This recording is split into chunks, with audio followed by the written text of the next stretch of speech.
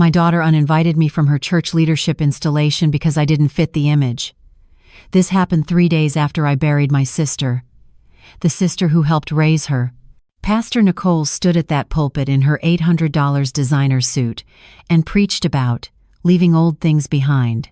While I sat in my 2007 Honda Civic in the parking lot watching through the glass doors, what she didn't preach about was where the $500,000 seed money for her ministry came from. That would be me. Gloria Washington, the mother who didn't fit. A lot of you might have heard whispers of this story. It's been shared in faith community groups, discussed on a couple of podcasts about family boundaries and what happens when prosperity gospel meets generational sacrifice. Hit that subscribe button. I want to know where you're watching from, especially if you've been made invisible by the children you sacrificed everything for. If you've sat in a parking lot watching your daughter's success through glass doors, if you've ever heard the word optics used as a reason why you weren't good enough to be seen. This is how a retired postal worker making $2,340 a month in pension taught her megachurch pastor daughter that anointing without honor is just ambition in a designer suit. Let me back up, give you the whole picture. The funeral director handed me the bill, $4,800 for Aunt Denise's service. Nicole stood right there in the funeral home lobby when I pulled out my checkbook. She didn't offer a dime, didn't reach for her purse. Just stood there scrolling through her phone while I wrote the check with hands that were still shaking from 3 days of crying.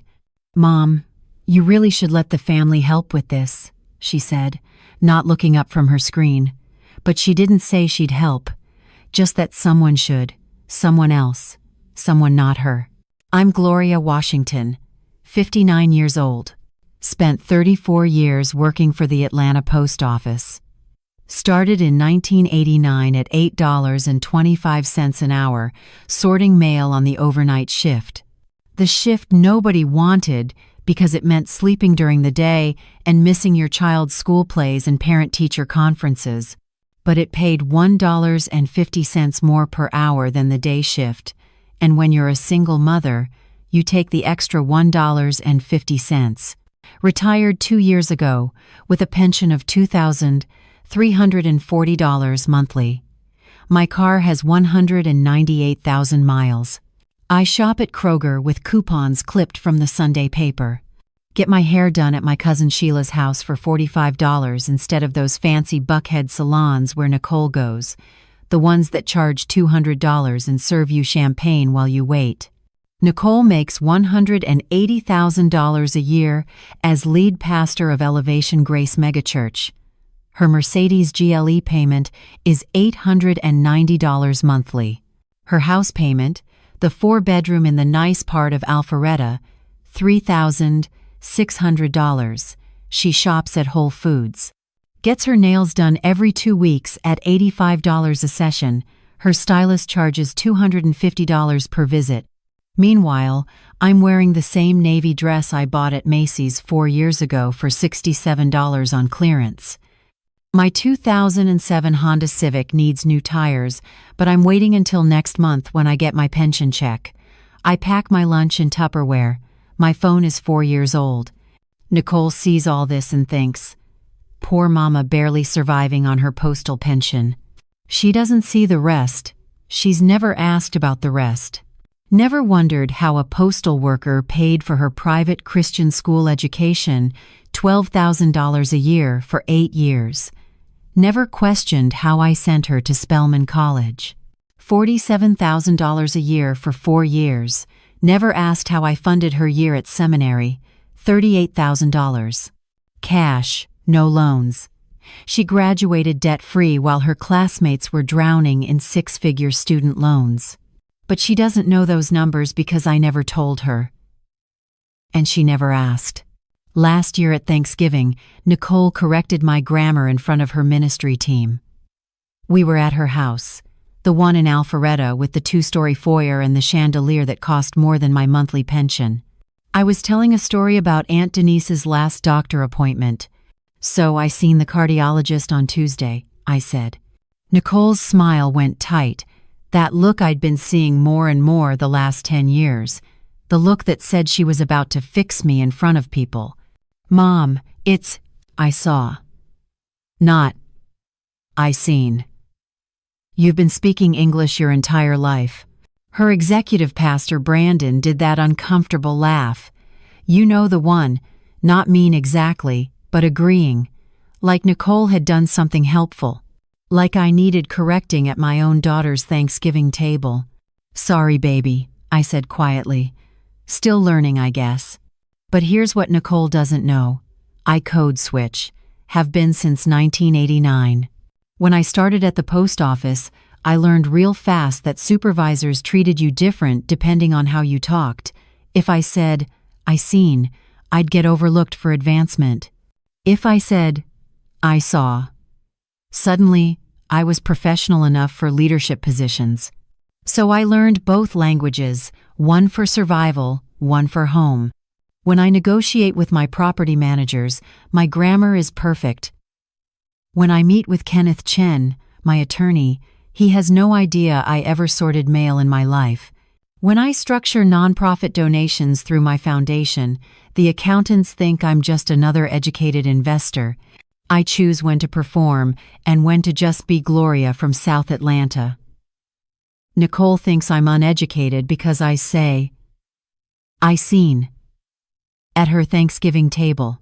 What she doesn't understand is that I'm choosing not to perform for her anymore. She's my daughter. She should get the real me, not the version I show strangers. 2 months before Aunt Denise died, Nicole brought Bishop Carolyn Stewart to Sunday dinner. Big-time prosperity gospel preacher, drove a Bentley, wore a watch that cost more than my car. This was the woman who'd been mentoring Nicole, teaching her how to level up her ministry, how to attract abundance. "This is my mother," Nicole said when she opened the door. Past tense energy. Like I was something that used to be but wasn't anymore. Bishop Stewart shook my hand.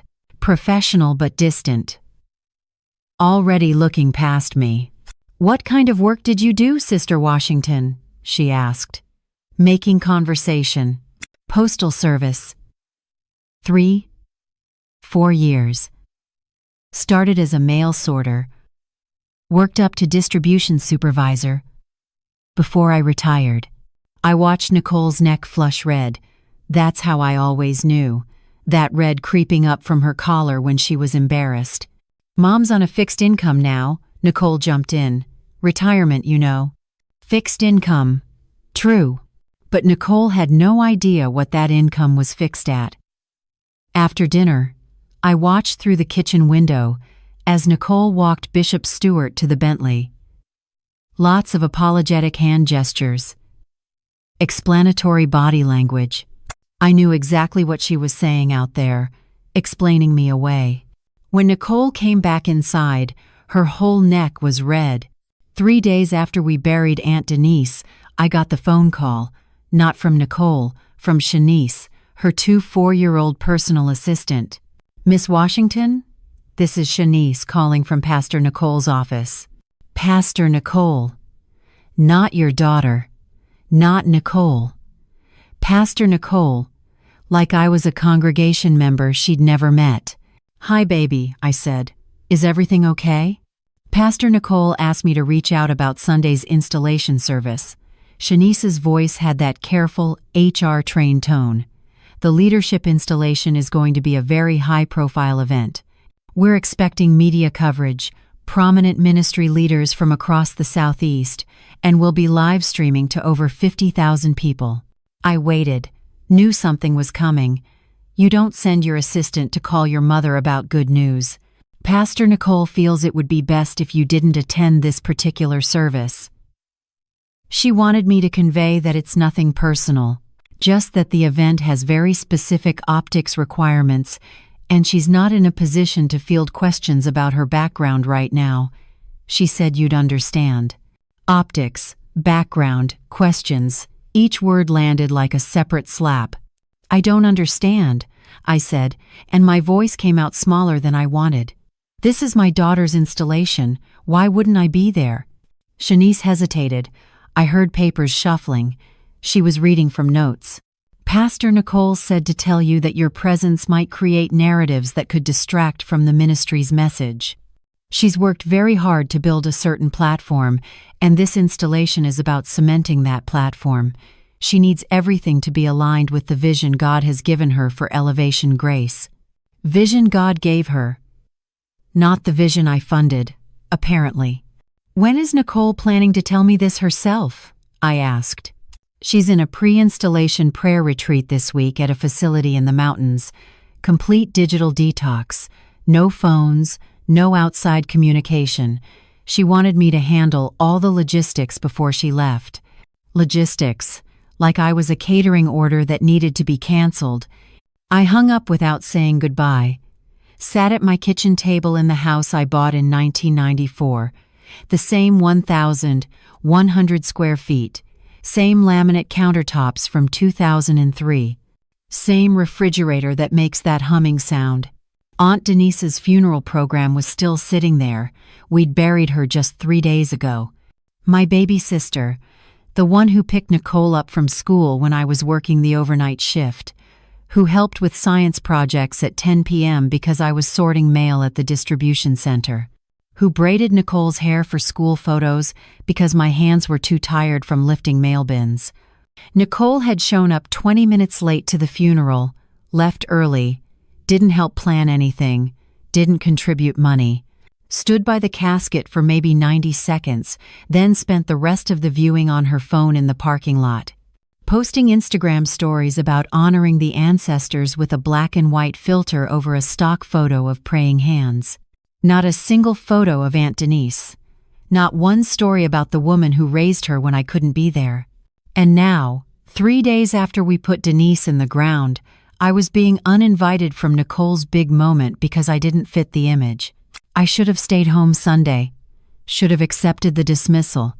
Should have protected what was left of my dignity. But something in me needed to see it, needed to witness what my money had built. Needed to watch my daughter stand in that pulpit in the building my foundation had helped purchase. So Sunday morning, I got up at 6 a.m., put on my navy blue Macy's dress, the good one, did my makeup careful. Not too much, just enough to look presentable. Drove 2 hours from South Atlanta to the Elevation Grace campus in the north suburbs. The parking lot was already half full when I arrived at 8:30 a.m., Service didn't start until 10, but people were coming early for the installation. I parked in the back row. Way in the back where my 2007 Civic wouldn't stand out among the Teslas and Mercedes and Range Rovers. Sat there for 20 minutes watching people walk in. Designer clothes, confidence, belonging. Women in heels that cost more than my monthly pension. Men in suits tailored to fit. Everyone looked like they were going to a awards show, not a church service. I got out of my car, smoothed my dress, picked up my Bible and the card I'd written for Nicole, started walking toward the entrance. The building was massive, modern architecture, glass and steel. LED signs announcing Pastor Nicole Washington leadership installation, today 10 a.m. Got to the glass doors, looked inside, saw the sanctuary through the lobby. Stadium seating for 5,200 people. Massive LED screens. Professional lighting rigs like a concert venue. Cameras on tracks. A media team setting up for the live stream. My hand touched the door handle. Then I saw her, Nicole, standing near the front, talking to Bishop Stewart and 2 other prominent pastors I recognized from TV. She was laughing, radiant. Her natural hair styled in those perfect curls that cost $250 to maintain. The ivory suit that probably cost $800 or more. Diamond earrings catching the light. She looked so beautiful, so powerful, so far away from the little girl I used to rock to sleep after double shifts at the post office. I let go of the door handle. Couldn't do it. Couldn't walk in there knowing I wasn't wanted. Knowing that if I did, Nicole would have that look. That tight smile. That red flush creeping up her neck. That panic in her eyes about what people would think. So I turned around. Walked back to my car, got in, rolled down the windows because it was October but still warm in Atlanta, and I watched from there. Through those glass doors 200 feet away, I watched my daughter's installation service. Couldn't hear much from the parking lot, just the bass from the worship music, the occasional roar of applause, but I could see everything on the LED screens visible through the glass. Could see Nicole take the stage at 10:47 a.m. Could see her raise her hands. Could see 5,200 people on their feet. Could see the Instagram handles flashing on the screen, encouraging people to post about the service. Could see my daughter living her dream while I sat in a parking lot like someone's housekeeper waiting to drive them home. That's when I pulled out my phone, scrolled to Kenneth Chen's number, my attorney, the man who'd been helping me structure my investments for 12 years, the man who'd set up the Faithful Seed Foundation, the nonprofit that had been quietly funding 40% of Nicole's church operations for 6 years. My thumb hovered over his name. Through the glass I could see Nicole preaching. Hands raised, powerful, anointed, her followers would say. On the LED screen, I could read the caption someone had added to the live stream, "Leaving old things behind, Pastor Nicole's installation message." Old things, that would be me. I pressed call. Kenneth answered on the second ring. "Gloria," Kenneth answered, his voice warm but surprised. "I wasn't expecting to hear from you on a Sunday morning. Everything all right?" "I need to talk about the Faithful Seed Foundation," I said. My voice was steady, calmer than I expected. "The donations to Elevation Grace. I want them stopped. All of them. Effective immediately." Silence on the line. Then, "Gloria, that's a significant decision. We're talking about $18,000 monthly. The church is probably structured around that income stream. Are you sure?" "I've never been more sure of anything in my life." "Can I ask what happened?" Through the glass doors, I watched Nicole pacing the stage, animated, passionate. The LED screen showed her face in close-up. She looked nothing like the little girl who used to crawl into my bed after nightmares, asking me to sing "His Eye is on the Sparrow" until she fell back asleep. "She uninvited me from her installation service," I said. "I'm sitting in the parking lot right now, Kenneth, watching through the doors. She told her assistant to call me. Said I didn't fit the optics." Kenneth exhaled slowly. "I'm sorry, Gloria. That's cruel. I need more than the donations stopped," I continued. "I need a full audit of everything. The building lease, the foundation's involvement, all of it. And I want Nicole to know where the money came from. I'm done being invisible." "This is going to create serious problems for the church," Kenneth warned. "Their Q4 budget is probably built around your foundation's contributions. Without that $18,000 monthly, they're going to have a shortfall of over $200,000 by year-end. Could trigger vendor issues, staff cuts, maybe even an IRS audit if they can't explain the sudden funding gap." "Good," I said, and I meant it. "Let her explain it. Let her explain to her 5,200 congregation members and her 50,000 live stream viewers where the money went. Let her explain why the anonymous donor who's been funding 40% of their operations just disappeared. When do you want this to happen?" "Tomorrow, first thing Monday morning. Send the official notice to Brandon Mitchell, their executive pastor. He handles the financials." "And Kenneth?" "I want a complete accounting of every dollar the Faithful Seed Foundation has given them over the last 6 years. Every grant, every building contribution, every special offering match. I want Nicole to see the numbers." "I'll have everything ready by noon tomorrow," Kenneth said. "Gloria, are you sure you don't want to sleep on this? Talk to Nicole first? This is going to be very public very quickly. She had 3 days after we buried my sister to call me herself," I said. "She chose to send her assistant. She made her choice. Now I'm making mine." I hung up, sat there watching the service continue. The worship team was back on stage.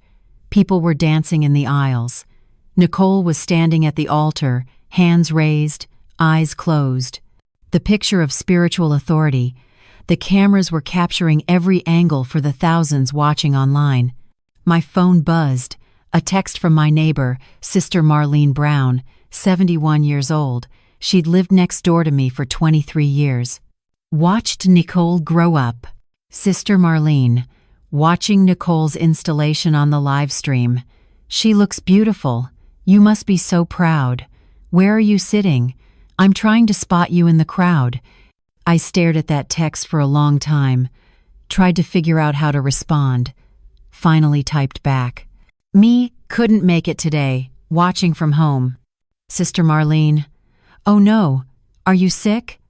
I would have driven you. That baby's big day and you're missing it? I didn't respond. What was I supposed to say? That I was actually in the parking lot? That my daughter had uninvited me because I was an embarrassment? That the woman Sister Marlene had watched me sacrifice everything for had decided I didn't fit her image? The service was ending. People were filing out, happy, inspired, taking selfies in front of the LED signs. Nicole was at the front door, greeting people, hugging, smiling. Every inch, the successful megachurch pastor. I started my car, pulled out of the parking lot slowly, carefully, so I wouldn't draw attention. As I drove past the entrance, I could see Nicole clearly. She was laughing at something Bishop Stewart said, radiant, victorious, living her best life. She never once looked toward the parking lot, never once wondered if her mother might be out there, never once questioned whether the woman who raised her might want to witness her biggest moment. The drive home took 2 hours. I spent most of it thinking about James, my husband, Nicole's father. He died 8 years ago. Massive heart attack at 58. We'd been married for 24 years. He was a deacon at our old church, the small brick building in South Atlanta, where Nicole grew up, where she sang in the youth choir, where she first said she felt called to ministry at 16 years old. James would have handled this different.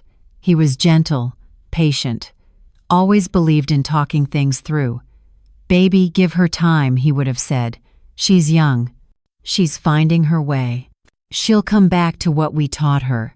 But James had been gone 8 years, and in those 8 years, I'd watched Nicole drift further and further from everything we'd raised her to value, watched her trade the small brick church for the mega church, trade the community that raised her for the community that elevated her, trade humility for ambition, trade servant leadership for celebrity pastor. James left me $125,000 in life insurance. I'd used that money carefully, invested it, grown it. That $125,000 became the seed money for everything that came after. The properties, the portfolio, the foundation. James had always worried about Nicole, even before he died. I remember one conversation we had, maybe 6 months before the heart attack. We were sitting on our back porch. Nicole had just gotten accepted to seminary.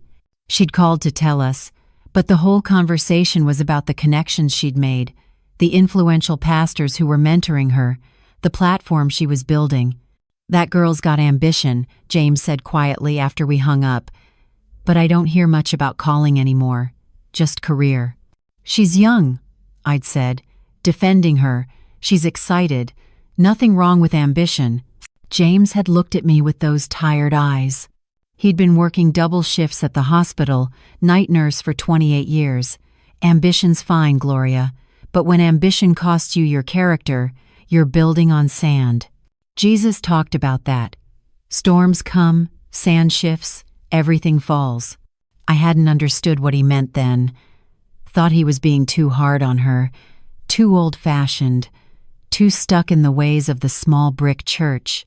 But driving home from that parking lot, watching the miles pass, I finally understood what James had seen 8 years ago. Nicole hadn't just changed churches, she'd changed her entire value system. And somewhere in that change, she'd decided that the people who'd sacrificed for her were liabilities instead of legacies. I pulled into my driveway at 2:15 p.m. The house looked small, dated. The paint was fading. The lawn needed work. Everything about it screamed struggling retiree on a fixed income, which was exactly what I wanted people to think. What Nicole thought. What everyone thought. Inside, I made myself a cup of tea. Sat at my kitchen table. The same table where I'd written out budgets for 30 years, figuring out how to stretch postal worker wages to cover private school tuition. The same table where James and I had prayed over Nicole every Sunday night. The same table where I'd written the $4,800 check for Aunt Denise's funeral 4 days ago, while Nicole stood there scrolling through her phone. My phone buzzed. Another text. This time from Nicole herself. Nicole. Installation was amazing. Over 7,000 people watched the live stream. Bishop Stewart said it's the most anointed service she's attended all year. God is so good. No wish you were here, no missed you. No acknowledgement that she'd uninvited her own mother. Just excitement about numbers, about platform, about Bishop Stewart's approval. I stared at that text for 5 minutes, tried to find the right words, finally typed back. Me, congratulations, baby, looked like a beautiful service. Looked like, because I'd watched it through glass doors from a parking lot. Nicole. Thanks, Mom. Talk soon. Heading to the leadership dinner now. Love you. Love you. 2 words that used to mean something. Now they felt like punctuation, something you add at the end of a text to make it seem warm. Like adding a heart emoji makes up for everything else. I didn't respond. Set my phone face down on the table. Finished my tea. Tried to pray but couldn't find the words. Tried to read my Bible but the words blurred. Finally, I just sat there in the quiet of my small kitchen, listening to the refrigerator hum, watching the afternoon light shift across the laminate countertops. James and I had installed ourselves in 2003. The light was different now than it used to be. Or maybe I was different. Maybe watching your daughter choose her image over your presence changes how you see everything. Monday morning, 9:47 a.m., Kenneth called. The letter went out 30 minutes ago, he said. Certified mail to Brandon Mitchell, executive pastor. Official notice that the Faithful Seed Foundation is immediately suspending all financial contributions to Elevation Grace Megachurch, effective today. I also included the full accounting you requested. Every donation over the last 6 years. The total came to $1,296,000. I let that number sit. $1,296,000 over 6 years. An average of $18,000 per month. Money that had paid for sound equipment, lighting, staff salaries, building improvements, youth programs, the media ministry Nicole was so proud of. All of it funded by the mother who didn't fit the image. How long until they realize what this means? I asked. Brandon's competent. He'll understand immediately.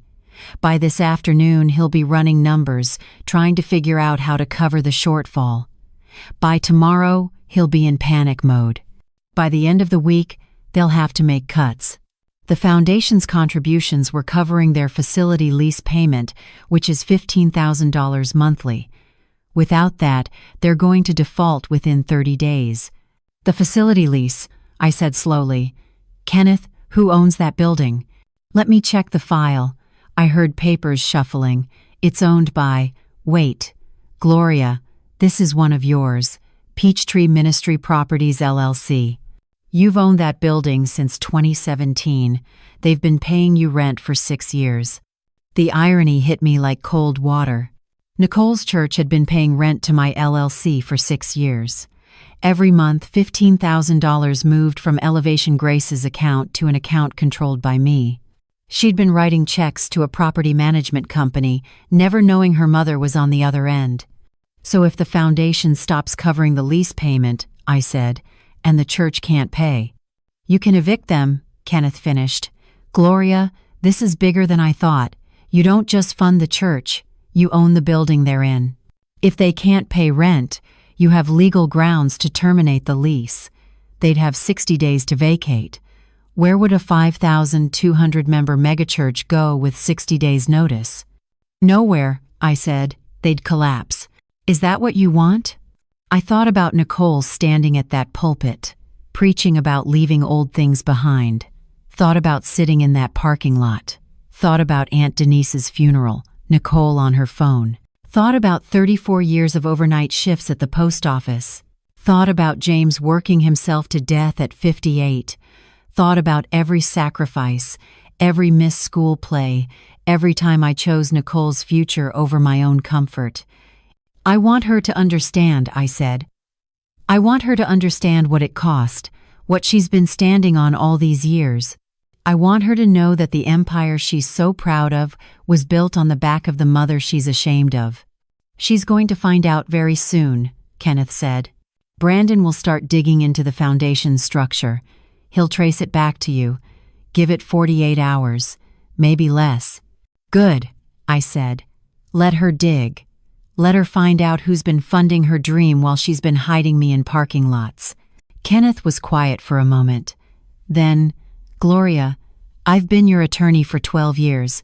I've watched you build something remarkable from very little. But I have to ask, are you prepared for how this is going to feel? When she finds out? When it becomes real? Kenneth, I've been preparing for this my whole life. Every time I chose the night shift so Nicole could have better opportunities. Every time I drove that old Civic so she could have a car in college. Every time I wore the same dress so she could have new clothes. I've been invisible by choice. Now I'm choosing to be seen. Whatever happens next, I'm ready. Tuesday afternoon, 3:17 p.m., my phone rang. Nicole's name on the screen. First call since the installation. I let it ring 4 times before answering. "Hi, baby," I said, voice steady. "Mom." Her voice was tight, controlled. "I need to talk to you about something. Brandon got a letter yesterday from some foundation called Faithful Seed. Do you know anything about this?" "What did the letter say?" "It said they're pulling all funding from our church, immediately. Mom, this is serious. They've been our biggest donor for 6 years. We're talking over $1 million. We can't just lose that overnight. Our entire budget is structured around their contributions." I waited, let the silence stretch. "The thing is," Nicole continued, and I could hear papers rustling, "Brandon's been trying to figure out who runs this foundation. It's been anonymous all these years. We thought it was some wealthy donor who wanted to stay private, but the letter included documentation, account histories. And Mom," her voice cracked slightly, "your name is on everything. The foundation, the donations, all of it." "Yes," I said simply. "What do you mean, yes?"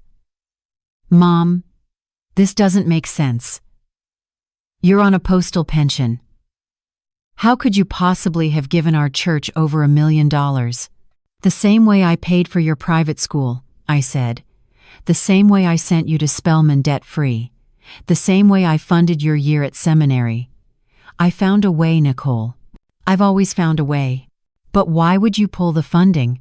Do you understand what this means? We have staff salaries, vendor contracts. The building lease is $15,000 a month. We can't cover that without the foundation. The church could collapse." "The building lease," I repeated. "The one you pay to Peachtree Ministry Properties?" "Yes. That's our facility management company." "Mom, why are we talking about this? We need to fix the foundation situation. Can you call them? Explain that there was some mistake?" "There's no mistake, Nicole, and I can't call them because I am them. Peachtree Ministry Properties is mine. That building your church meets in? I own it. You've been paying me rent for 6 years." Silence. Complete silence on the line. I could hear her breathing. Fast. Shallow. "That's not possible," she finally whispered. "It's very possible. Your church has been paying me $15,000 monthly in rent, The Faithful Seed Foundation has been donating $18,000 monthly to cover that rent plus operational costs. Essentially, Nicole, I've been funding your entire ministry. The building, the programs, the staff, me, the mother who didn't fit your installation optics.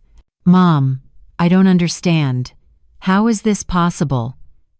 You drive a 2007 Civic. You clip coupons. You shop at Kroger. You wear the same dresses for years. How could you possibly own properties and run a foundation? Because you never asked, Nicole. You saw what you wanted to see, the struggling mother on a fixed income. It was easier that way, wasn't it? Easier to be embarrassed by me if you thought I was poor. Easier to explain me away to your prosperity gospel friends if you believed I never made anything of myself. That's not fair, Nicole said, but her voice had no strength behind it. What's not fair is sitting in a parking lot watching my daughter's installation through glass doors because I didn't fit the image. What's not fair is being uninvited by your assistant 3 days after we buried the woman who helped raise you.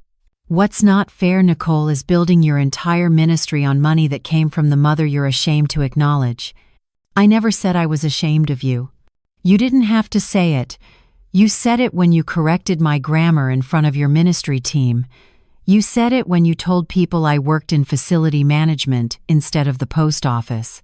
You said it when you posted about honoring ancestors but couldn't take a single photo with Aunt Denise at her funeral. You said it every time you introduced me as your mother and then immediately changed the subject.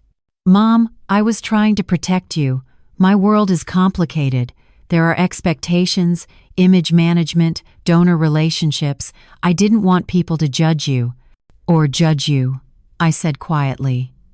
You didn't want people to judge you for having a mother who sorted mail and said I seen and drove an old car. You weren't protecting me, Nicole. You were protecting yourself. I could hear her crying now. Soft, trying to hold it in. The funding, she said after a moment. Can we talk about reinstating it? Mom, we have 47 staff members, families depending on those paychecks, programs serving the community. We can't just shut down. You should have thought about that before you shut me out. I made a mistake. I'm sorry. The installation was high pressure, and I let the wrong voices influence me. Bishop Stewart kept saying I needed to control my narrative, be strategic about my testimony. I shouldn't have listened to her. I should have insisted you be there. Insisted. Like it would have taken effort. Like wanting your mother at your installation is some radical act of courage. What do you want from me? Nicole's voice cracked. Tell me what to do to fix this. I'll apologize publicly. I'll tell the congregation about you. I'll post about it on Instagram. Whatever you need. I don't want a performance, Nicole.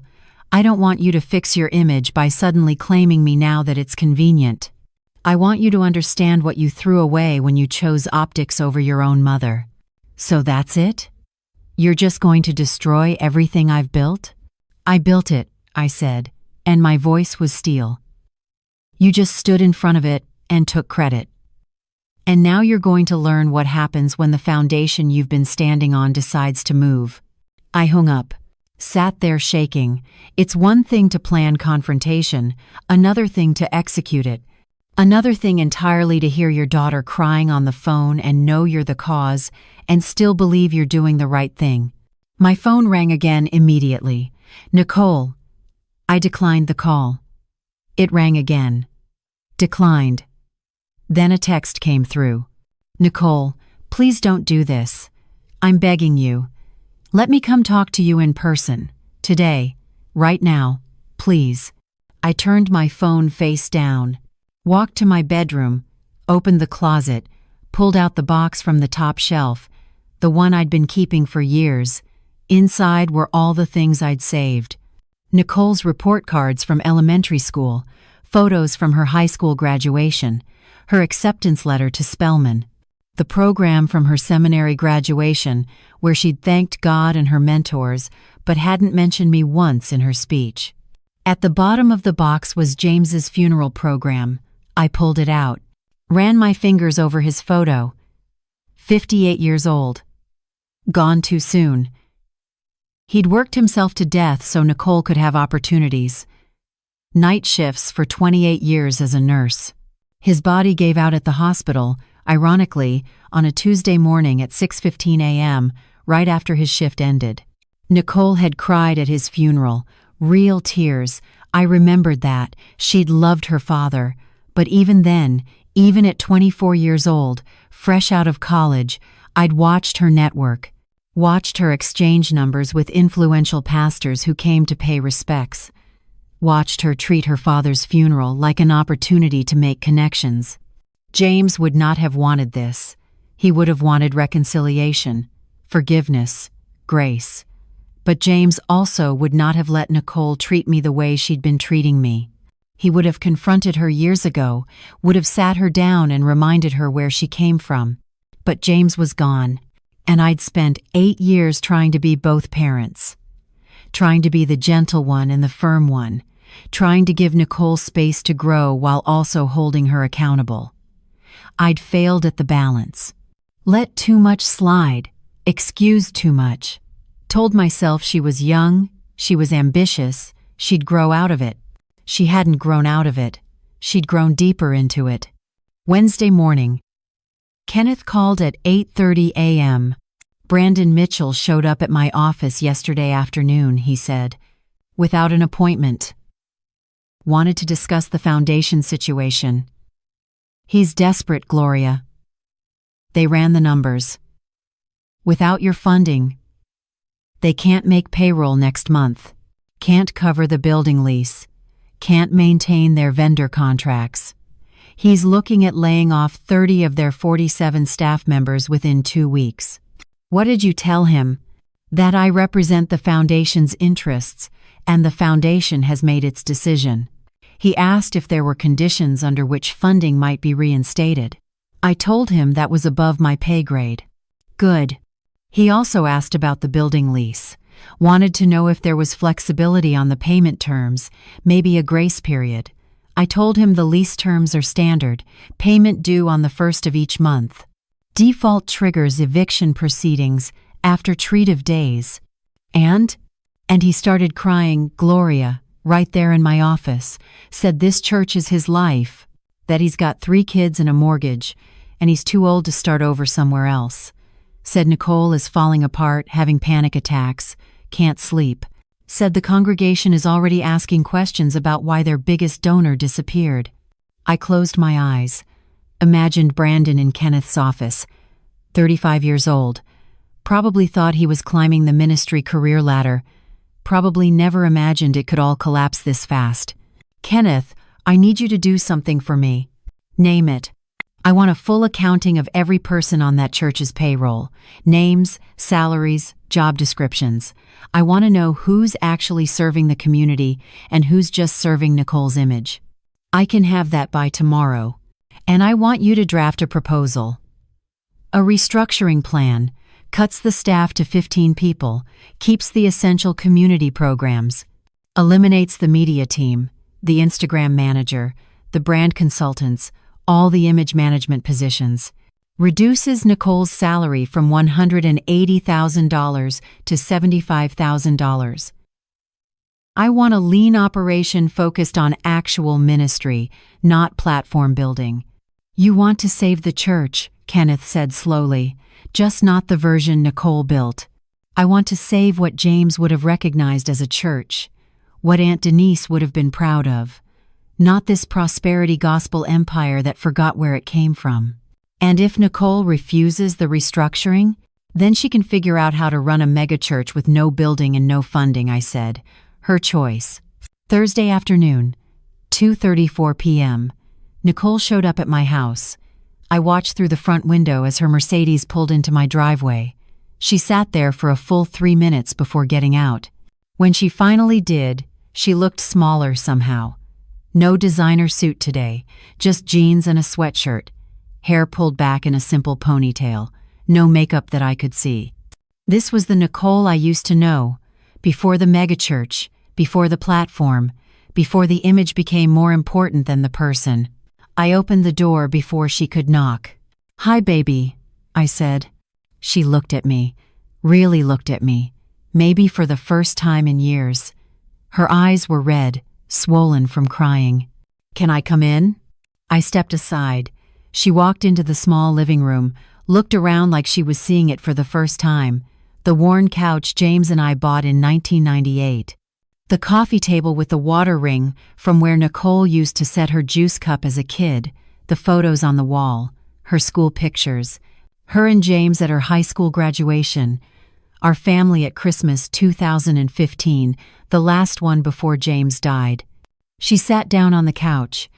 I sat in James's old recliner, the one I'd kept even though the fabric was faded and the footrest stuck sometimes. "Brandon told me about the restructuring proposal," Nicole said quietly. "Cut staff to 15, reduce my salary to $75,000, eliminate the media department. Kenneth moves fast." "Mom, that proposal would completely change what Elevation Grace is. We're not just a church, we're a media ministry. We reach thousands of people online, people who would never walk into a physical building. The Instagram content, the podcast, the YouTube channel, that's all ministry too. Or it's all marketing," I said. "Depends on your definition of ministry." "That's not fair. You don't understand what we've built, the impact we're having." "I understand exactly what you've built, Nicole. I funded it. Remember? Every LED screen, every camera, every social media manager. I know down to the dollar what that impact cost. $1,296,000 over 6 years. What I don't see is what it produced besides a platform for you." "That's not true. We have community programs, we feed people, we have youth mentorship. You have 47 staff members." I looked at the breakdown. "You know how many of them actually work in community programs? 4 people out of 47. You have 12 people on your media team alone. 3 people whose only job is managing your personal brand. Nicole, you're not running a church. You're running a production company that happens to meet on Sundays." She was crying again, quiet tears running down her face. "Daddy would hate what I've become, wouldn't he?" The question hit me hard, honest, raw, the first real thing she'd said. "Your daddy loved you," I said carefully, "but yes, he'd be disappointed, not because you're successful, he wanted you to succeed, but because you forgot the difference between success and significance, between platform and purpose." "I don't know how it happened," Nicole whispered. "I started seminary, wanting to serve people like the ones we grew up with, people in South Atlanta who needed hope. Somewhere along the way, I started chasing something else, the big church, the influence, the respect from people like Bishop Stewart, and I convinced myself it was all for God, that the bigger my platform, the more impact I could have. But really, I think I just wanted to matter, wanted to be somebody important." "You already mattered," I said. "You were already somebody. You were James Washington's daughter, Denise's niece, my baby girl. That was enough." But it didn't feel like enough. Growing up, watching you work overnight shifts, watching Daddy come home exhausted every morning, living in this small house while other kids had big houses in the suburbs. I wanted more than that. I wanted to prove that we could be more than what South Atlanta said we could be. And you did prove it. You got the education, built the church, made the name for yourself. But what did it cost you, Nicole? You gained the whole world and lost your soul. That's not me being dramatic. That's scripture. That's Jesus talking. She looked down at her hands, the hands that used to help me fold laundry in this living room, that used to set the table for Sunday dinner, that James taught to pray when she was 5 years old. "The church is going to collapse, isn't it?" she said. "Without your funding, without the building, it's over." "The church you built will collapse," I corrected.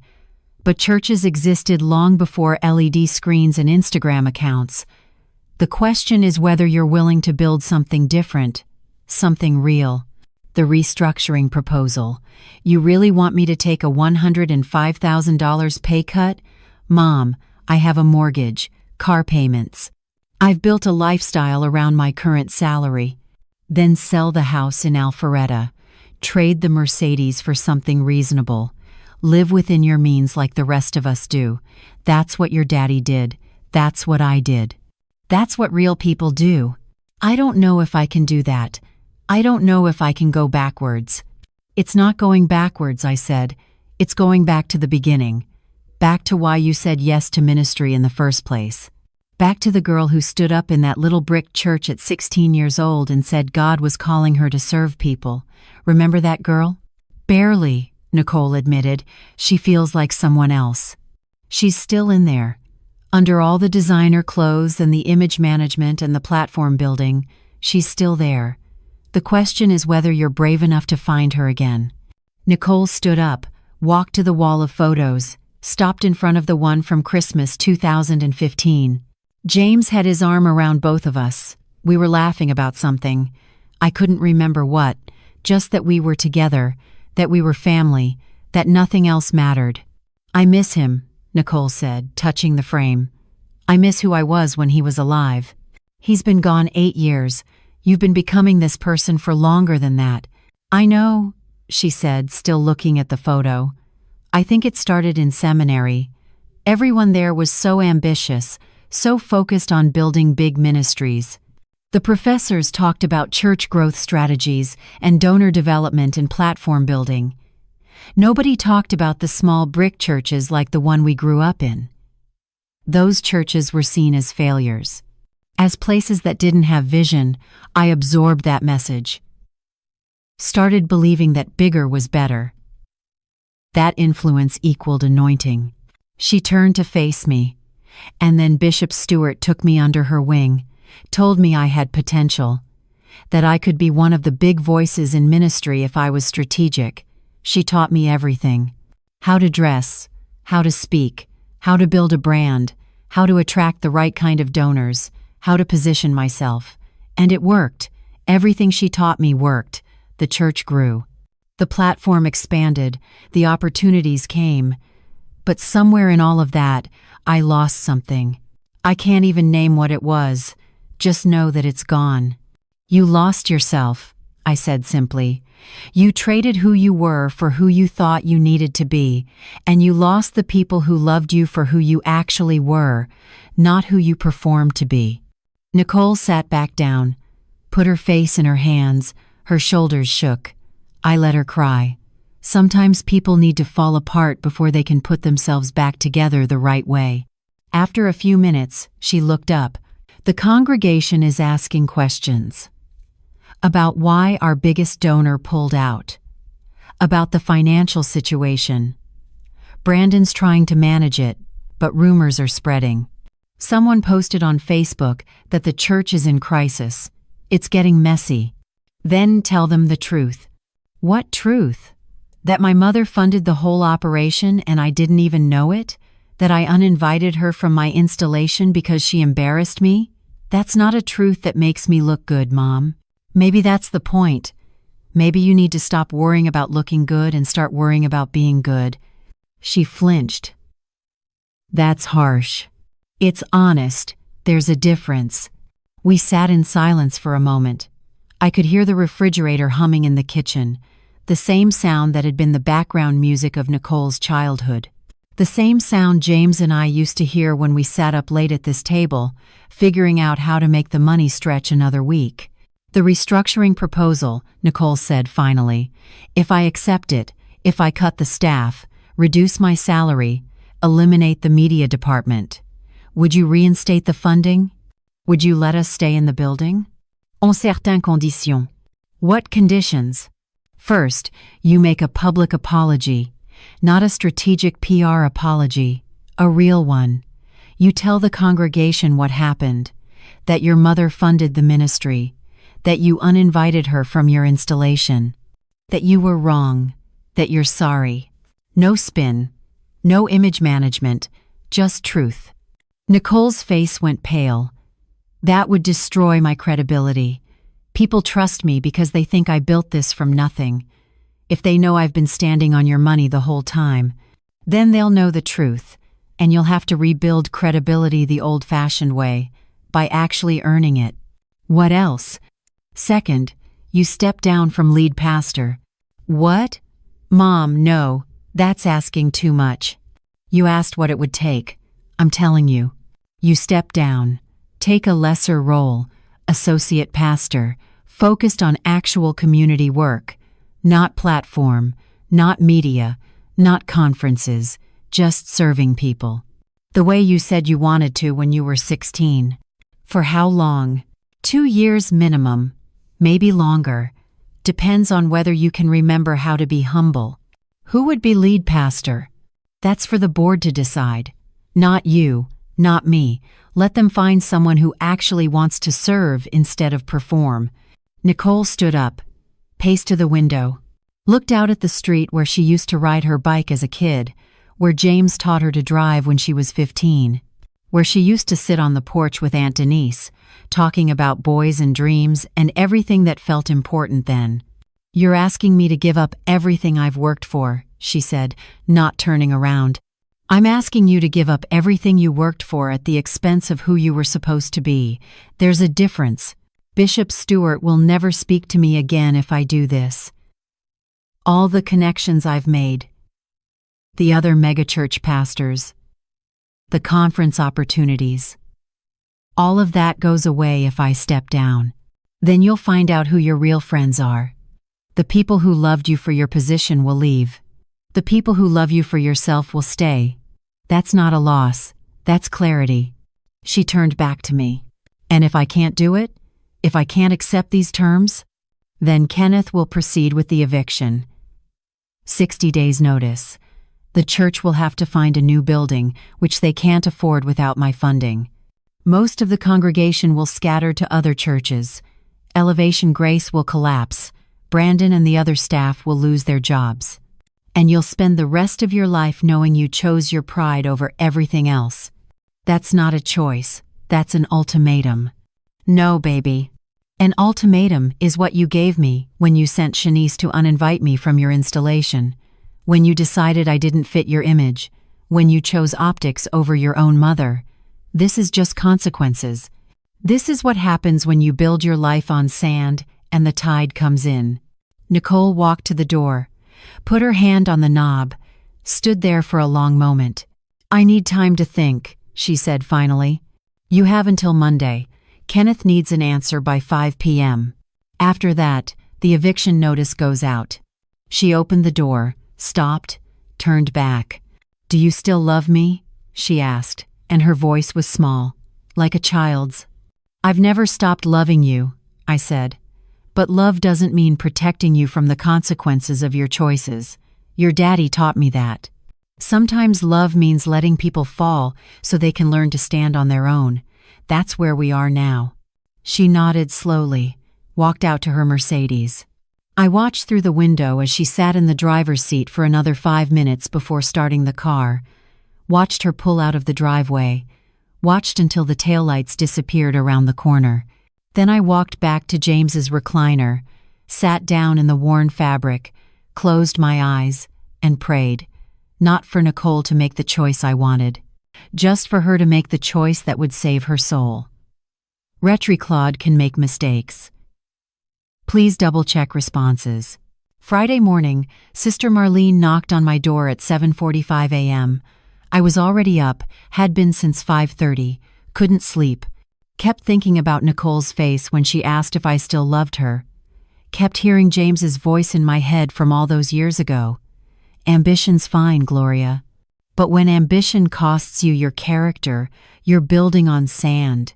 Gloria, baby, we need to talk, Sister Marlene said when I opened the door. She had her Bible under one arm and a Tupperware container in her other hand. Brought you some breakfast. Scrambled eggs and turkey sausage. You need to eat. I let her in. We sat at the kitchen table. She pushed the Tupperware toward me, but I just stared at it. The whole neighborhood's talking, Sister Marlene said gently, about Nicole's church having money problems, about some big donor pulling out. Patterson from 3 houses down asked me yesterday if you were that donor. Said she always wondered how you sent Nicole to private school and Spellman on a postal salary. People are figuring it out. Let them figure it out. Baby, I watched you raise that girl. Watched you work yourself to the bone. I was here the night James died. I held you while you cried. What are you doing? What's the end game here? I'm teaching her what it costs, I said. What it cost to build everything she's been taking credit for. What it cost me. What it cost James. What it cost Aunt Denise. She needs to understand that you can't build something real on a foundation of shame. And if she can't learn that lesson, if this breaks her, instead of fixing her, then it breaks her, and maybe that's what needs to happen. Maybe she needs to break all the way down so she can build herself back up the right way. Sister Marlene opened her Bible, found a page she'd marked with a ribbon. Proverbs 22:6. Train up a child in the way he should go, and when he is old he will not depart from it. You trained that girl right, Gloria. You and James both. She knows the truth. She's just been running from it. After Sister Marlene left, I called Kenneth. Any word from Nicole or Brandon? I asked. Brandon called yesterday, asked if there was any flexibility on the Monday deadline. I told him no. Gloria, I have to tell you something. A reporter from the Atlanta Journal-Constitution called my office. Someone leaked the story. They know about the foundation, about the funding being pulled, about the building lease. They're working on an article. My stomach dropped. How much do they know? Enough. They know your name. They know Nicole's your daughter. They know about the installation incident. Someone talked. My guess is a disgruntled staff member. When does the article run? Could be as early as Sunday. Religion section. Once the story went public, there was no pulling it back. Nicole's reputation would be damaged. My privacy would be gone. Kenneth, call her. Tell her about the article. Tell her she has until 6 p.m. tomorrow, Saturday, to accept the terms. After that, the article runs, and whatever happens, happens. You're moving up the deadline. I'm giving her a chance to control how this story gets told. She can be the pastor who made a mistake and owned it, or she can be the headline about the megachurch scandal. Her choice. Saturday afternoon, 4:17 p.m. I was sitting on my back porch when Nicole's car pulled up. She walked around to the back gate, let herself into the yard like she used to when she was young. She sat down in the chair next to mine. We both looked out at the small yard. The grass needed cutting. Kenneth called, Nicole said. Told me about the article, about the new deadline. I know. You're really going to let them publish it? Someone from your church leaked it. That's on you. On the culture you created. She didn't argue. I talked to the board last night. Emergency meeting. Told them everything. About you. About the funding. About the installation. About your terms. And? They voted 6-1 to accept your proposal. The one dissenting vote was Bishop Stewart. She called it spiritual manipulation. Said if I accepted these terms, I'd be setting women in ministry back 20 years. What did you say? I told her to leave. Removed her from the board. Then I fired Shanice. And the brand consultants. Started the cuts myself. Retri-Claude can make mistakes. Please double-check responses. I looked at her, really looked at her. She looked exhausted, defeated, but also clearer somehow, like something had lifted. Tomorrow's Sunday, Nicole said. I'm making the announcement, the apology, all of it. Brandon tried to talk me out of it, said we could spin this different. Control the message better. I told him no more spinning, no more controlling. Just truth. What are you going to say? That I've been building on a foundation I was ashamed to acknowledge. That my mother funded this ministry. That I uninvited her from my installation because I was embarrassed. That I was wrong. That I'm stepping down as lead pastor effective immediately. that we're restructuring to focus on actual community service instead of platform building. She paused. I'm also resigning from the board, completely, taking an associate pastor role focused on South Atlanta outreach. Going back to where we came from. That's more than I asked for. It's what I need to do. I've been running from South Atlanta my whole adult life, from the small brick church, from you and Daddy, and what we were. I convinced myself I was elevating beyond it. But really, I was just running away. It's time to stop running. We sat in silence for a moment. A plane flew overhead. The neighbor's dog barked. Normal sounds. Life continuing. I called Elder Patricia Moore this morning, Nicole continued, from our old church. Asked if she'd consider coming on as interim lead pastor at Elevation Grace. Help us rebuild the right way. She said yes. Said she's been praying for this moment for years. Said Daddy would be proud. I finally came to my senses. My eyes filled with tears. Elder Patricia had been there when Nicole was baptized at 12 years old, had watched her grow up, had mourned when Nicole left the small church for bigger opportunities. Your daddy would be proud, I said quietly, not of what you built, but of what you're willing to tear down to build something real. Nicole reached over, took my hand, first time she'd done that in years. I'm sorry, Mom, for all of it, for being ashamed, for the parking lot, for choosing image over you, for forgetting who I was, for forgetting who raised me. I don't know if I can fix this. Don't know if you can forgive me. But I need you to know I see it now. I see what it cost you, what you sacrificed, what you built while I was pretending I built it myself. I forgive you, I said, and I meant it. But forgiveness doesn't mean everything goes back to normal. We have work to do, both of us. You have to figure out who you are when you're not performing, and I have to figure out if I can trust you again. I'll do the work. Whatever it takes, however long it takes. The restructuring proposal. You really accepting all the terms? The salary cut? The staff reductions? Everything? Everything.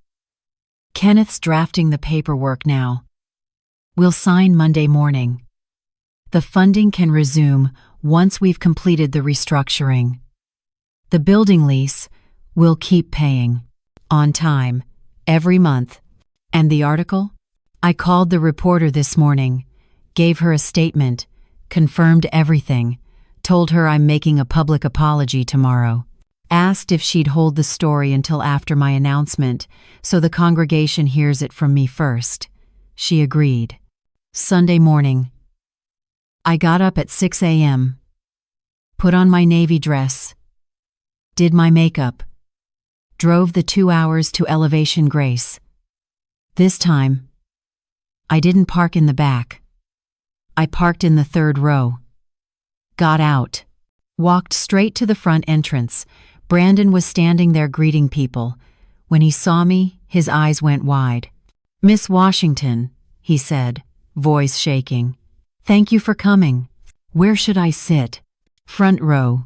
Pastor Nicole saved you a seat. I walked into the sanctuary. 5,200 seats. Maybe 2,000 people there. Word had gotten out, something big was happening. The front row was empty except for one seat, right in the center. A small handwritten sign on it, reserved for Gloria Washington. I sat down, put my Bible on my lap, waited. The worship team played. People sang. Some cried. They knew something was ending. At 10:47 a.m., Nicole took the stage. No designer suit today. Simple black dress, minimal makeup, hair natural. She looked like herself. Finally, "Good morning," she said, and her voice cracked. "Before we do anything else today, I need to tell you the truth about who built this church, and I need to tell you about the woman sitting in the front row. My mother, Gloria Washington. The woman I've been hiding from you. The woman who made all of this possible. The woman I was too ashamed to let you meet." The sanctuary went completely silent. That is Gloria's story. Now I want to hear from you. Where are you watching this from? What city? What country? Drop it in the comments below. I love seeing our global community come together over these powerful stories about mothers, faith, and the price of prosperity gospel when it costs you your own family. Real question: if you were Gloria, what would you have done? Would you have stayed silent while your daughter built an empire on your sacrifice? Would you have confronted Nicole privately before pulling the funding? Or would you have done exactly what Gloria did, collapse the ministry to save the minister, knowing it might destroy the relationship forever? Tell me in the comments. Hit that like button if this story made you feel something. Share it if you know someone who's ever been made invisible by their own children. Someone who funded dreams while being treated like an embarrassment. Someone who had to choose between being honored and being used, knowing there was no way to have both. And subscribe for more real stories about the cost of ambition, what happens when prosperity gospel meets generational sacrifice, the mothers who build in silence while their children take credit in public, and whether saving someone's soul is worth losing their love. Because Gloria's still figuring that out, and maybe Nicole is too. See you in the next video.